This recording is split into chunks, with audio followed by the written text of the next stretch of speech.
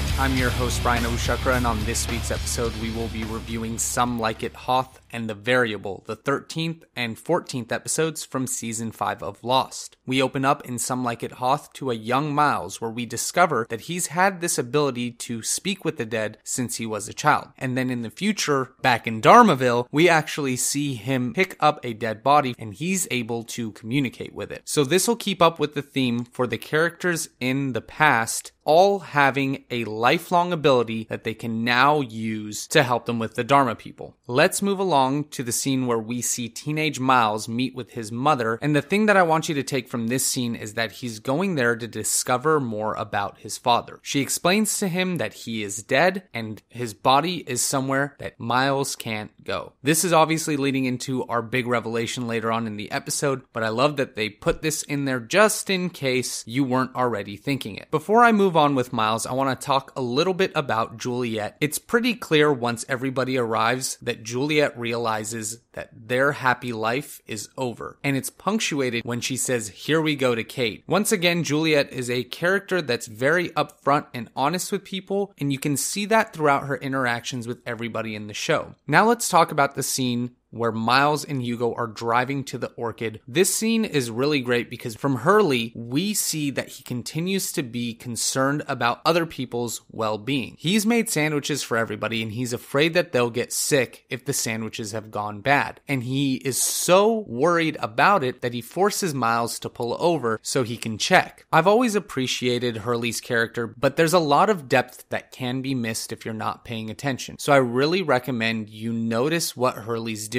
and not just write him off. Now, going back to Kate, I really love that in this episode, she's finally told exactly what she needs to hear. Roger has no problems being upfront with her and tells her that she really just needs to mind her own business, because that's absolutely Kate's problem since the beginning of the series. The whole reason that she's a fugitive and on the run is because she couldn't mind her own business and let her mom be with who she loved. And because she's always trying to get involved in things, she's making situations worse. We even heard Sawyer say this in the last episode, but it's nice to have somebody finally make Kate hear it. So now let's finally touch on the big revelation from this episode. We find out that Dr. Chang is actually Miles' dad. And I'm not only bringing that up because that's an important part of the story for Miles, but mostly because of how openly Miles gives that information to Hurley. Just a moment ago, Miles didn't want to even discuss the fact that he can talk to dead people, but once Hurley opened up to him and revealed that he could, for some reason,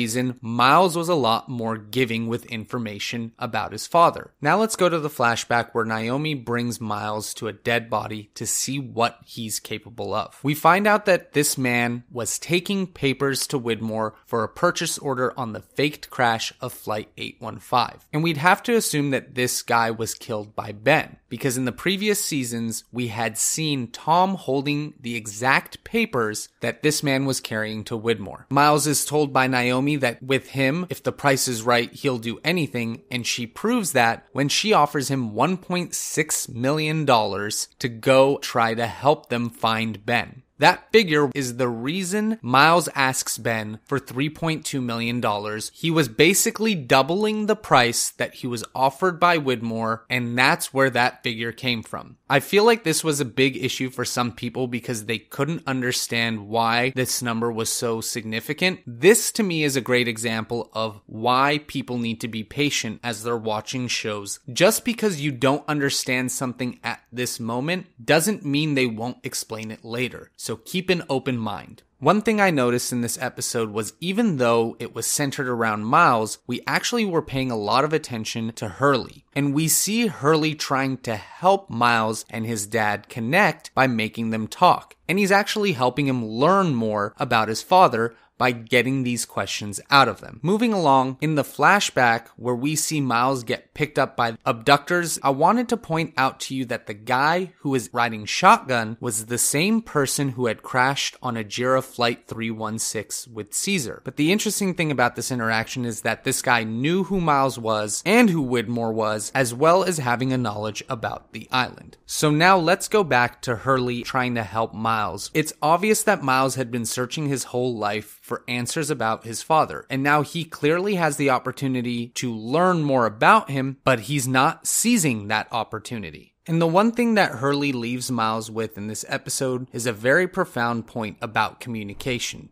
And Hurley had been bringing that up from the beginning, always saying that communication was the biggest thing that they lacked. And if they just spoke to each other and understood each other, things would be a lot better for everyone. One thing I wanted to bring up from Miles' flashback was what he said to the grieving father. He told him that if he wanted his son to know that he loved him, he should have told him when he was alive. And I bring this up because we actually get to see Miles' father caring for him despite what Miles' mother had said earlier. His father actually cared about him and showed him love while he was alive. And this will take us into The Variable, where we see a flashback of a very young Daniel as he's playing the piano. In this scene, we see his mother give him information about how he can no longer focus on anything but science. If you notice the character's portrayal, it looks like she's reluctantly giving him this information, but does it like it's her duty. Now, back in Dharmaville, we see a very different Dan than we had 3 years prior. He seems a lot more driven, and he keeps consulting his journal as he goes along. We even see him say, right on schedule, as Dr. Chang shows up. One thing I found really interesting is his desperation to try to get Dr. Chang to initiate an evacuation. It seems to disappear almost immediately